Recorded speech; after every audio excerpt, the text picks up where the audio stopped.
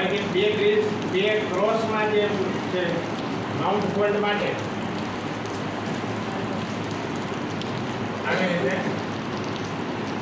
Line કરશું અને વેલી fold માટે આવી રીતે લાઈન કરશું. આની તરીકે માઉન્ટ ને વેલી ફોલ્ડ. હવે માઉન્ટ ફોલ્ડ મારી તરફ રાખો, વેલી ફોલ્ડ તમારી તરફ રાખો. કાગળમાં આવી રીતે પકડો વચ્ચેથી.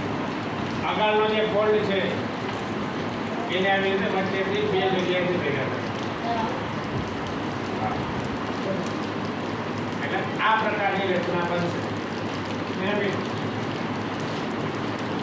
બહુ સહેલું છે. આવી રીતે માઉન્ટ ફોલ્ડ તમારી તરફ રાખો, એમનો ભાઈ તમારી બાજુ માઉન્ટ ફોલ્ડ રાખો, બે છેડેથી પકડો અને આ વચ્ચેથી બરાબર ભેગું કરી દે. આપણે ક્રીસ કરી છે એટલે આવું થઈ જશે. આમ પકડેલા હોય એટલે થઈ જશે. આને કહેવામાં આવે છે વોટર બોમ્બ બેઝ. બરાબર, વોટર બોમ્બ બેઝ કહેવામાં આવે છે. આ વોટર બોમ્બ બેઝથી આપણે અનેક પ્રકારના જુદા જુદા આકાર બનાવી શકશું. આ વોટર બોમ્બ બેઝની મદદથી જુદા જુદા આપણે ઘણા બધા પ્રકારના આકાર બનાવી શકશું. ક્લિયર?